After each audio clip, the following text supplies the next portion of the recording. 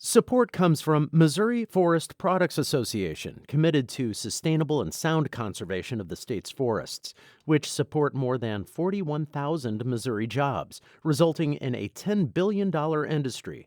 ChooseWood.com. It's Friday, July 14th. This is The Gateway. I'm Wayne Pratt. Elderberries have become more popular among Midwest farmers, and they love growing the small purple berries. One of the neatest things is when this whole field is flowering and you harvest it or you're mowing it and it smells, to me it smells like some sort of honey vanilla. It smells fantastic. The fruit's growing popularity has the industry wrestling with whether to stay small or try and go big. We'll have that story in just a few minutes. Missouri officials want the U.S. Department of Energy and other federal offices to clean up nuclear waste in North St. Louis and St. Charles counties. As St. Louis Public Radio's Chad Davis reports, the call follows a report revealing federal officials minimized the danger of radioactive waste. An investigation by the Missouri Independent, Muckrock, and the AP showed leaders of the Mallinckrodt Chemical Works, which processed uranium in St. Louis, knew of the risk dating back decades. The report also found some leaders believed the nuclear waste was limited to a small area near Westlake Landfill. Requests from the state for more testing was ignored. Karen Nickel is co-founder of Jess Moms STL, an environmental advocacy group. She played at a nearby park as a child. We were told it was all subsurface, it was under the ground. We didn't need to be worried about it because it was all 6 inches and below. We believed that until about a year ago. Nuclear waste is shown to cause some forms of cancer. I'm Chad Davis, St. Louis Public Radio. A Missouri man on death row is asking Governor Mike Parson to stop his August 1st execution. Johnny Johnson filed the request yesterday. The Post-Dispatch reports he is citing mental and intellectual disabilities as the key reasons to halt the state-ordered execution. Johnson's lawyers want the governor to grant clemency or form a special panel to decide if the sentence should be changed to life in prison. Johnson is on death row for the murder of 6-year-old Casey Williams in 2002 in Valley Park. The St. Louis Board of Aldermen chambers will get a technology upgrade during the board's summer break. St. Louis Public Radio's Rachel Lippman reports. The city is upgrading the electrical system in both the chambers and the Kennedy Room across the building. That will allow for the installation of new TV screens and cameras, which will give both aldermen and the public the opportunity to participate in meetings remotely. The chambers will also get new microphones. Jay Nelson spearheaded the upgrades in his role as chief of staff to board president Megan Green. A lot of things stand in the way for people to have the opportunity to have their voices heard, and we feel like having the monitors give them the opportunity at increased public engagement. The board is covering the $570,000 cost using salaries that were included in last year's budget but never spent. I'm Rachel Lippman, St. Louis Public Radio. Missouri's Attorney General is accusing tax preparation firms of illegally sharing personal information with big technology companies. Andrew Bailey is suing H&R Block, TaxSlayer, and TaxAct. The companies are accused of violating Missouri's Merchandising Practices Act by sharing sensitive information with technology giants like Meta and Google.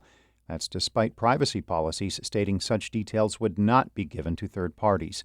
The lawsuit seeks full restitution for all affected people in Missouri. 2 companies have recently received federal approval to produce and sell lab-grown chicken meat, but don't expect to find it in grocery stores anytime soon. Tony Moses specializes in product innovation with CRB. That's a Missouri firm which designs and builds labs for biotech and food companies. He says input costs need to drastically come down to make cultivated meat products accessible. The cost of this needs to be competitive with conventional meat that's currently on the market, if not less than that. He also says more companies will have to pass federal food inspections so they can ramp up production and become a sustainable meat option. The president and CEO of the Federal Reserve Bank of St. Louis is stepping down. James Bullard will leave the bank in mid-August to become dean of Purdue University's Business School. He has been at the St. Louis Fed for 33 years, including the past 15 as president. Bullard oversaw the organization through the Great Recession and the pandemic. Current St. Louis Fed First Vice President Kathleen O'Neill Pace will be the interim president and CEO while the bank searches for a replacement.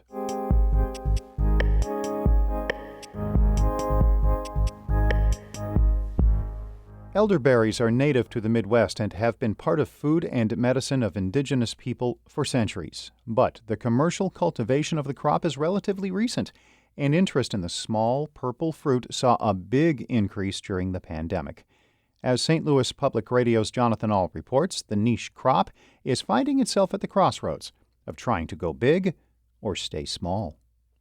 Elderberries are pea-sized, a little sweet, and a little tart. They're also antioxidants and have become popular as a nutritional supplement touted as a way to minimize cold and flu symptoms. Elderberry products are a $320 million a year business in the U.S. that had a 13% annual increase in recent years. Patrick Byers is a horticulturalist with the University of Missouri.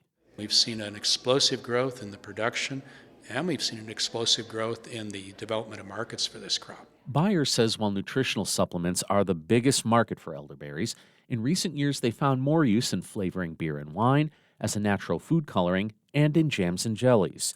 And that has meant an increase in elderberry farms. One of the neatest things is when this whole field is flowering.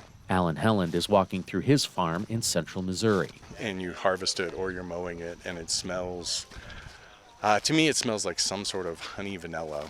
It smells fantastic. Helland planted rows of these now eye-high shrubs 4 years ago. In most ways, he's a typical elderberry farmer, so pretty small scale. It's a portion of my farm income.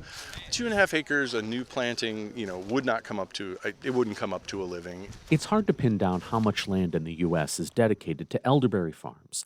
Missouri leads the country with 400 acres, much less than even one modest corn or soybean farm. But it's more land than the state has devoted to blackberries, strawberries, or blueberries. Helland says elderberry farmers have to do something else in addition, either growing other crops and raising livestock, or being their own manufacturers and marketers. If I was doing the secondary processing on all my own fruit here, then it very well might. While no one is making a living just being an elderberry farmer, some say it's possible. Chris Patton is the president of the Midwest Elderberry Cooperative and works with more than 150 farmers across the region. He says with demand for elderberry products projected to grow by more than 30% by the end of the decade, now is the time for elderberries to go big. And we have to be able to do large-scale commercialization so that we can meet the needs of the larger producers in the place of imports and meeting the high-quality standards. Patton says just replacing half of the number of elderberries imported into the U.S. with American-grown crop would be huge. He sees elderberries having the potential to be as big as cranberries and end up in energy drinks, nutrition bars, and many other products. But not all elderberry advocates agree. I mean, we think we need to be in drinks. We need to be in all these big outlets that people are pushing. Heather Wilson is a sales and social media manager for River Hills Harvest, a Missouri-based company that makes elderberry products and gifts. At the same time, that's going to drop our price. And again, you're going to have to farm 40 acres of elderberries to just make the same amount that you could make right now on 2 or 3 acres. She says the fruit's future is probably stronger in very small-scale producers who do more than just grow the crop. Think U-Pick farms and agrotourism. But for farmers like Alan Helland, having the option to either stay small or be part of something bigger might be the most promising way to develop elderberry markets and farms. It stays something that can be profitable for somebody on a couple acres, kind of your thing. But then if it's organized correctly, I think there can also be the farmers who are doing, 45 acres of it. Regardless of size, elderberry farmers will soon be very busy. The berries have a short period where they can be harvested, a 2-week window in late July or early August. In Rolla, I'm Jonathan Ahl, St. Louis Public Radio. That story was produced in partnership with Harvest Public Media, a collaboration of newsrooms in the Midwest, including St. Louis Public Radio. Ashley Lisenby is our news director. St. Louis Public Radio is a listener-supported service of the University of Missouri-St. Louis. Music by Ryan McNeely of Adult Fur. I'm Wayne Pratt.